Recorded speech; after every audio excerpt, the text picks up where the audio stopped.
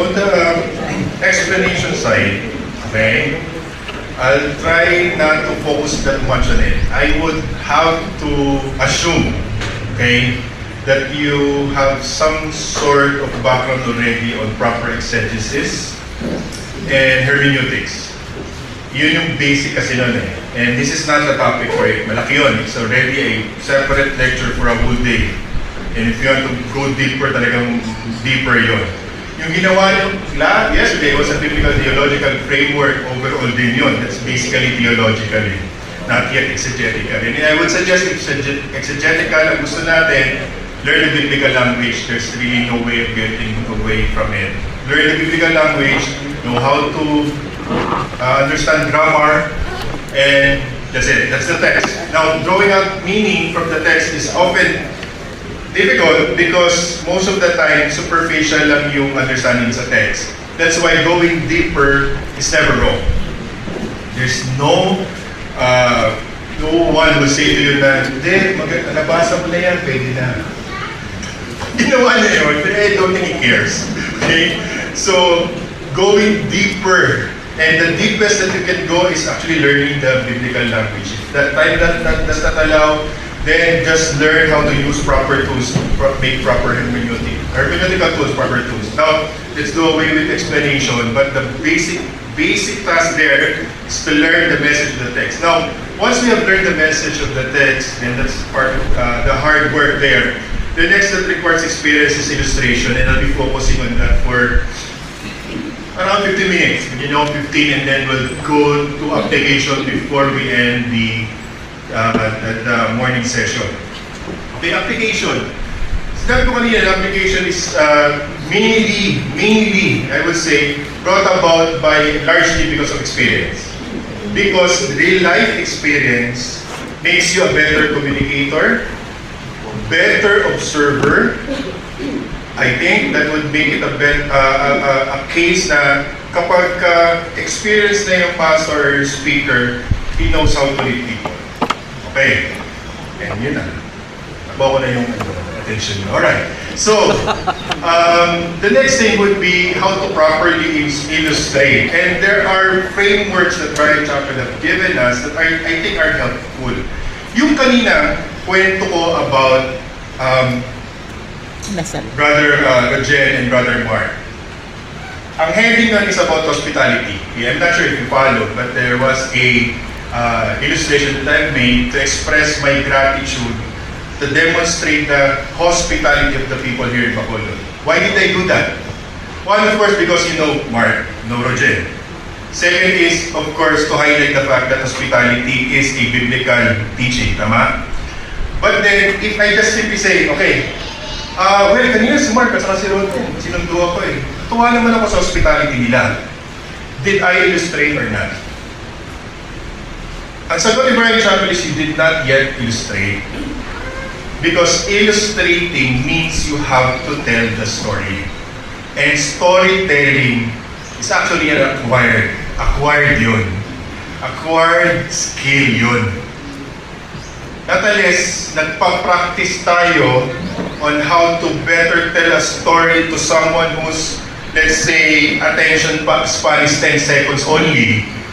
You'll become more efficient in making sure that you headline everything that you're saying in a very organized manner, but in a very, very engaging manner. So, kung sinabi ko lang, no, kanina si Roger, sinundo ako, saka si Mark, naramdaman pa yung hospitality nila, you did not illustrate. You only, ang sabi ni Brian, alluded to it. Meaning, in passing, you said the story, but you did not engage the congregation with the story. So the first task of illustrating is you have to tell the story embodied in the life of the congregation that you're with.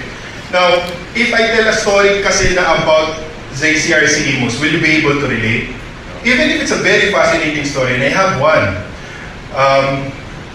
Meron kami story meeting. Hindi ka na. I have one. Meron kami story meeting. I'm doing some storytelling. I'll break it down later. I was able to introduce it. Meron kami story meeting. And masyado akong pressure that time. Yung mga panahon na hina-high blood na yata ako, muntik na ako atakin sa puso.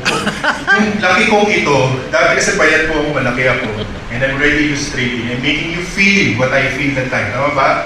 I'm making sure that you understand, from my perspective, I was so stressed that time. And I was the owner of the key of the library. And I was holding a key, and that key, we're supposed to open the library door, and I'm the only one who has it. So come consistory meeting, I was the first time to arrive, and I was opening the door, it doesn't open. I was so mad that I actually even bumped the door because I wanted to open and force it, because I'm so confident that the key that I was holding was the right key. Okay, the right key to open that door. So again, I mentioned key, saying that there is a door. I made you actually hear what I feel, and then I made some enactment of opening the door. So nag-illustrate ako. Then apparently, because the key is usually yung kung, di ba, pagka nagpa-duplicate ko kayo na susi, isa lang naman po itsura niya. Nagpa-duplicate ka po ba kayo na susi? Yes. Okay, di ba lagi po isa lang itsura nun eh. Yung pala, same lang po yung itsura, pero magkaiba po pala ng susi. Same yung itsura, pero magkaparehas po pala ng susi. I was so confident that I was even willing to break down the door because I thought I had the right key, but apparently I was wrong. Come Deacon Jerome, hindi ko kilala si Deacon Jerome, sabi niya, Pastor, may susi po ako. And then, finally, he was able to open the door and we were able to enter, have the consistory meeting. And then afterwards, I was able to compare the key, magkaiba pala. So this is illustrating. Tama ba? I was first saying to you, okay, let me do some illustration kasi this is the premise. And then I told you about, there was a consistory meeting. Na-pick up niyo po yung consistory meeting, what I meant. Kasi yung consistory, most probably, baka hindi nyo na-sense. Meron pong elders meeting. O yan, so mali ko yun. I should have said elders. Hindi ko naman kasi alam. Kasi pag kinuwento ko to sa congregation, pag sinabi ko, meron kami consistory meeting, may gets nila yun. And then sinabi ko sa inyo na may dala akong key, susi. And then yung susi is mali pala. And that's the essence of the story. I was able to explain to you how I feel. I was able to explain to you how I was willing to break the door. And then I was mistaken at the end. Okay. So that's basically storytelling and enabling you to understand the kind of topic that I would like to explain. And that time I was explaining, and it's a very reformed topic, that's the two keys of the kingdom, the preaching of the gospel in the church discipline. Yun yung topic ko nun. So I was talking about keys, susi. And I made a summarizing point that even though you thought you have the right key, even if it looks like a right key, but then found out it's wrong, you will not be able to open the door. So I was able to draw out the story, a principle from the story, and then now I'm going to apply it to whatever one man yun. I use that as an introduction to preaching that I'll be doing on the two keys of the kingdom. And if you know the two keys of the kingdom, it's a Heidelberg catechetical preaching. It's a reformed theological distinction that we use the preaching of the gospel as the key, the first key, and then church discipline as the second key. So, pansin niyo, sinabi ko yung key, puro key, and then I keep on emphasizing key kasi gagamitin ko siya doon sa aking main topic, or yung main point ko.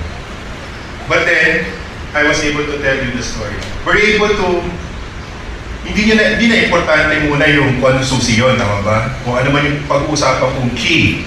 Ang mahalaga lang, naiintindihan nyo yung importance ng having the right. Tama? So that's illustrating 101. So basically, the way to illustrate is not to allude. It's allude to a story. Illustration must be retold yung story. Now, the biblical basis for it is basically scriptural because, well, I would say, I would have to agree with Dr. Brian, majority of the redemptive historical material we have in Scripture are stories. Would you agree? Narrative. Why? Because stories are a good way of making us understand.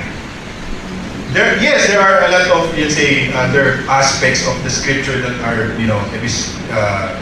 epistle, meron ding law, meron ding other genre like song, but the majority is still, majority, the materialist narrative. Why? Because people respond well better in understanding a particular matter if it is told in a story.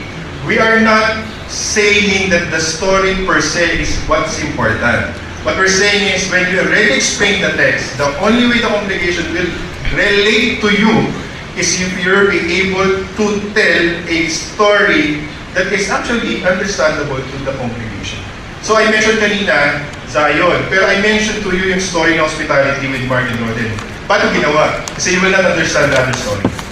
I can tell you the Zion story, pero probably hindi nyo masasabi, okay. Pero hindi nyo marerelate. So that's illustration. So illustration happens when you isolate a story and relate it to your main point. Ulitin ko. Wala na ako pero nasusundan nyo naman sana yung aking mga annotations.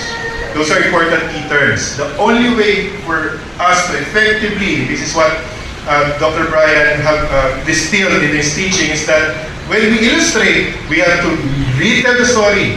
But once we retell the story, we simply isolate that story. That story na kanina tinuro ko, you draw out the principle in a summarizing way that is related to a sub-point or a main point. And then saka mo i-relate doon. Ulitin ko, you isolate a story, kahit ano pa yung story na yan. It doesn't really matter when, yung time, di yun matter eh. Kasi usually a story, it can stand on its own. But you have to be able to tell it properly. The moment na nakuha mo na yung story, then saka mo siya i-isolate, draw out the principle, and then relate it to your main point. Pastor, pwede ba akong mag-story na para lang for the story's sake? Ang sagot is no, obviously. Marami pong kwentong nangyayari sa Palpi na wala naman pong kinalaman sa sinasabi po ng pastor. Tama po ba? Bawa sinabi ko sa inyo, alam nyo kahapon, birthday wala po eh. Kumain kami sa restaurant. Ang saya-saya niya. Bumili siya ng Lego. Amahalan niya ako sa Lego eh. Yun lang. Tapos, by the way, meron po pala kaming text na buksan natin sa Matthew 28. That's funny, but then you hear it most of the time. Parang at the end of it, kasi dahil yung pong mahirap eh, kapag ka nag-reform church ka and then there's expository preaching, nakaninig ka ng preaching on a regular basis na Christ Center, pag pumunta ka sa isang church na hindi, parang hinayang ka. Hinayang ka kasi merong isang oras, nandun yung congregation. Sana nakapakinig sila ng some text man lang acceptable ka sa akin, pero hindi. Nalaman ko na yung pastor, masakit ang ipin, nagpa-dentista. So parang, importante na malaman ko ba na nagpa-dentista siya. Kasi walang purpose yun. Hindi niya, may story pero hindi niya na-isolate. Second, yung example story. Halimbawa, ang topic ko is evangelism. Sasabihin ko sa inyo, alam niyo ba na yung mga kamag-anak ko dati hindi sila Kristiyano. Pero dahil sa katiyagaan ng Panginoon sa pagpapahayag sa kanila, sila yung naging Kristiyano na. Was that a good illustration? It probably was a good and I would say honest to goodness, a great story for that person talking about the conversion of his own family. But it doesn't serve any purpose to the point that you're making. Anong kamalabasan lang nun? Sabi niya, kasi ginawa ko nun, biyanan ko kasi yan, ayaw sa akin yan. Pero sinusuyo ko yan. Binigyan ko yan ng paborito kasi niya, yung tinapa. Kaya pag umaga, pinagluluto ko rin ng tinapa. Kasi pwede ganun. Tapos mula nun, nag-usap na kami lagi tuwing agahan, nag-usap kami ng Bible hanggang sa naging open siya. Those are good stories, tama ba? Good stories. I would say Christian stories. But then ano mapipick up nyo? Ay, kailangan ko pala bigyan ng tapa yung para pag-umay ka sa akin. Kasi illustrations really capture your mind. It has that kind of effect to the audience na at the end of the day, ang naiintindihan lang yung tinapa na ibigay niya sa biyanan niya. Walang kinalaman sa gospel, walang kinalaman sa text. Wala. As in, yun ang takeaway. tinapa na binigay sa biyernes niya. Nakakatawa. Okay, yun yung nangyayari. So that's a bad example for restoration because it simply just tells the story without any purpose. So you have to make sure that you have understood the text first. So halimbawa, ang topic ko is kanina, hospitality. If I explain, let's say, yung Galatians 6 about yung household of faith, yung sinasabi ni Paul, accommodation na, you do good to the household of faith, then that's a good exhortation, tama ba? And then I would explain the story about Golden and Mark being good, hospitable people. And I told the story, yung kaba ko, akala ko, kikinapin na ako ng puting white van. That adds kasi some elements of remembering dun sa ano eh. Ang una ko nakita kasi si Mark, imagine si Mark, ako na lumabas. Tapos sabi niya, hindi po, andito po si Roger. Ako naman, tapos nakita ko yung picture, okay, so pwede na ako sumakay dyan. Kasi kinabahan ako eh. But then, and I can further make that story and then make some points that actually, hospitality is not good. It's not natural. Sometimes we fear people, don't trust people. Then I'm making the point based on the illustration and based on the text that I have explained. That makes a good illustration. Madali lang supposed to be yun. Kasi kahit i-explain ko sa inyo, pwede nyo sagutan nyo sa akin, what is a good introduction in a story? Pwede nyo gawin sa akin, what's the principle of illustration? Isolate and relate. Oo. Pero once na nandun ka na sa text, once na nandun ka na sa pulpit, you have to take it out and tell it, that's where the real challenge begins. It requires a lot of storytelling experience. Now, storytelling is what is key to the illustrative story. You have to have a beginning, you have to have a crisis. Di ba yung kanina, beginning? I have to make some premises para maintindihan nyo. I have a story meeting, dumating ako doon maaga, tama? Naki-imagine nyo na, kasi alam nyo naman, minsan kailangan nyo magmadali sa meeting. I was so stressed, tama? So in short, I need to be there early. And then, there was a crisis. The crisis means, hindi ko mabuksan yung pinto. Okay? Hindi ko mabuksan kasi akala ko isusinahaw ko tama, but then eventually, mali pala. And then you have to resolve it. That art is actually a very simple way of storytelling na I only spend 1 minute or so, wala pa nga, but then it's so effective in communicating the point. Tama? Pwede rin nangyari doon is yung crisis kay Roger, yung hindi ko pwedeng sabihin lang na sumakay ako sa kotse, sa van na wala akong reaction. Kasi the thing there was yung fear ko, baka makinapin ako. So pagka ganon, di ba? Tapos nagkakaroon siya na, okay, you're telling a crisis in the story and then you have to resolve it. It's basic. Wala naman pong magtuturo ng storytelling na kailangan nyo pang masterin yun. It's basically storytelling. So you have to have an introduction, you have to create the crisis, and you have to resolve the crisis. Actually, mas may sophistication pa yun kay Brian, pero again, you can always go to his material. But that's it. You have to use narrative principle to tell the story. It must come out from the main point of the explained text, and then it must be for the purpose of illuminating what that topic is all about. So again, if I have a topic of humility, if I have a topic of keys na nandoon sa text, I have to put it down, tell you an illustrative story. Pastor, ilang story, ilang point. Iba't-iba. Kung you have all the time, you can just reiterate it. I would say be sensitive to the time, be sensitive to the attention of the people. Okay? Yun na siya. So, some before we leave the topic, some caution on some cautions on illustrations. Number one, Dr. Chapel wants us to understand that when you are doing illustrations, you have to be accurate. Inaccurate stories would lead to a lot of misunderstanding afterwards. So you have to be accurate. Yung ginagamit mo na terminologies or yung story, hindi dapat lalabas. Pastor, kailangan ba invento or inventong storya o talagang nangyari? Talagang nangyari. Kasi it affects your credibility pagka hindi. That's why most young pastors are low in the relative. Young pastors are low in the relational debt.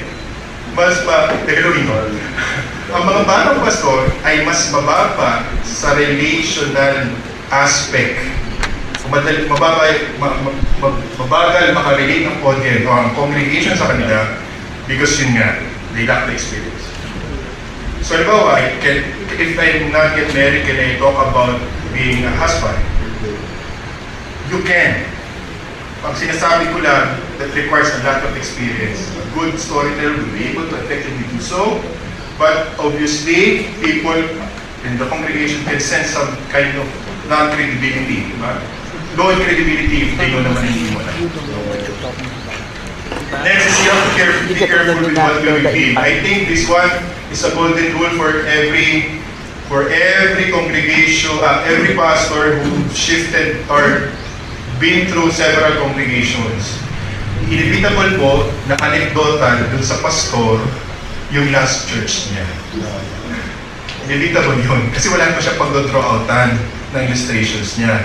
Ang sinasabi lang ni Brian Chappell doon is, be careful of what you reveal. Halimbawa, meron kang gustong under-discipline, meron palang under-discipline doon na nabanggit mo yung pangalan, that's not proper. Merong case doon na hindi naman, na very sensitive yung case about a person, and then you were able to say, be careful with what you reveal.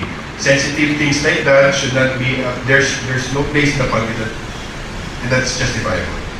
Leave it out. Yun lang yung point. So, ako, pag-discipline, yun yung kailangan ko pang i-enhance kasi medyo yung memory ko of what happened, usually nag-iba-iba eh. Hindi ko kaya maging accurate ka. Accurate ka doon sa nire-reveal mo, accurate ka, and make sure na hindi ka dapat nagbibigay ng mga bagay na hindi dapat sa public. Third, which I like, be careful with what you endorse. Meaning, and this is true with social media. Movies that you watch, TV shows that you watch, people you admire. Halimbawa, hindi ko alam. So, mamimisan ako dito. Hindi ko alam sinong sikat sa Bacolod. So, wala akong relatability. Sinong sikat sa Bacolod? No, I mean, sinong sikat. Whatever, kasi music, books, whatever, television show. Kasi I often draw, personally, I'm a movie buff. Okay, I like watching movies, but I'm a Christian. Therefore, I selectively watch. But not all movies I watch, I endorse. Tama ba? Alam mo naman lahat ng pinanood ko pelikula, I endorse Christian ako eh.